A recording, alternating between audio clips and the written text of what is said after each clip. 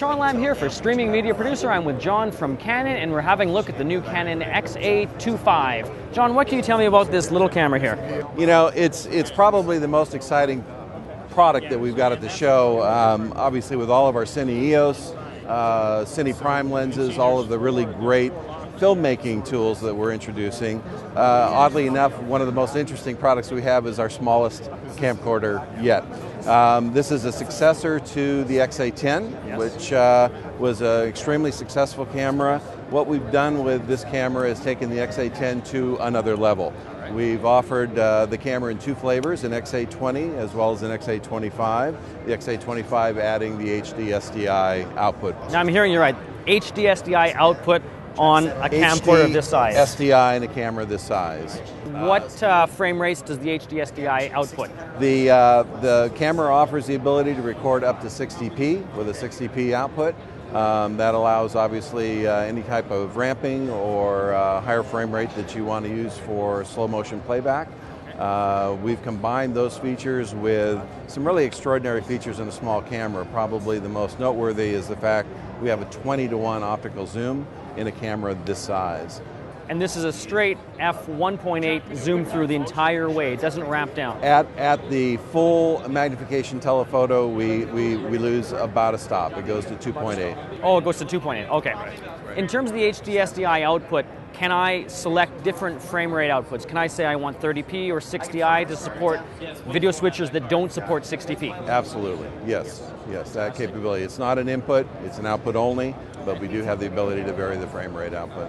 Sensor size, how large? We're just a hair larger than a 1/3 inch. It's a 1.28, 1/2.8 inch. Okay, and this is a single CMOS sensor? This is a single CMOS sensor. We actually have a look around on this sensor. It's a 2.8 megapixel sensor capturing a 2.2 megapixel 1920-1080 frame.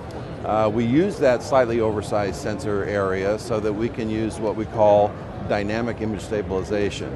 It's the ability to combine optical stabilization with an EIS technology that gives us the ability to cover any kind of movement in a wide angle position.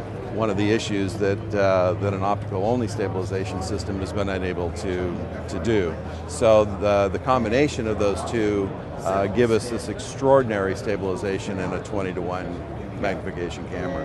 I'm currently shooting with a large sensor video camera, and one of the things that I lack on that is any image stabilization whatsoever. So I know when I'm going to be trying this guy out, it's going to be a treat because it'll be like operating with a Steadicam or some type of stabilization rig. One of the most fascinating components of introducing this camera to a lot of the media has been that there's been such a large focus on large sensor cameras over the last few years that there has been almost a forgetfulness of the ease of use of a smaller sensored camera. Anybody that's pulled focus on a full frame sensor can appreciate the fact that a camera like this gives us just absolutely foolproof autofocus and an extraordinary depth of field capability for so many wide variety of sports and nature and the types of videography that these cameras are so well suited for. I think Canon has definitely put a focus and an emphasis on this camera being a film shooter friendly camera. We're seeing features built into the camera in addition to the high magnification optical capability. The fact that we've put a circular 8-blade iris in the lens gives us that beautiful bokeh that allows us to mix this video with literally C300 quality video. We're seeing a definite emphasis from Canon in trying to produce what would be a great entry-level camera for a young filmmaker or someone that really wants to get involved in the technology.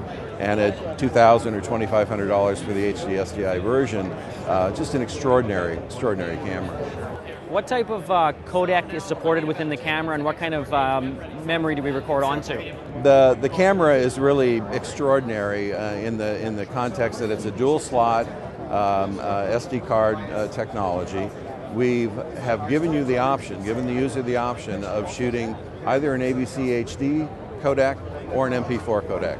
So for those iPad editors, we can drop this directly into their iPad, iPhone, any kind of QuickTime compliant device with no transcoding, no issues. we're giving the user the ability to choose between those two codecs. I can actually record ABC HD in one slot, MP4 in the other slot as a backup. I can do both in MP4, both in ABC HD, so I'm giving the user this extraordinary versatility. What's the highest bit rate that we can support on here? We can go up to a 35 megabit per second rate in the MP4 mode, 28 megabit in the ABC HD. And that would be 60p on both those examples there. Yeah. All right. Now I see on the front here, there's a little mention of Wi-Fi. How about that? Yeah. How about that?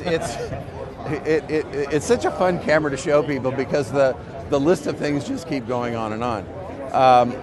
What we've been able to do with the camera is employ the Wi-Fi capability that we've put in some of our still cameras, so that I have the ability not only to upload files to an FTP, but I also have the ability to have full camera control. So I can move these files to a cloud, I can control the camera with a Wi-Fi control with an app. We've literally made the camera fully compatible with any type of remote access capability. What about for live webcasting? What would be a workflow for that if I wanted to live stream with this camera?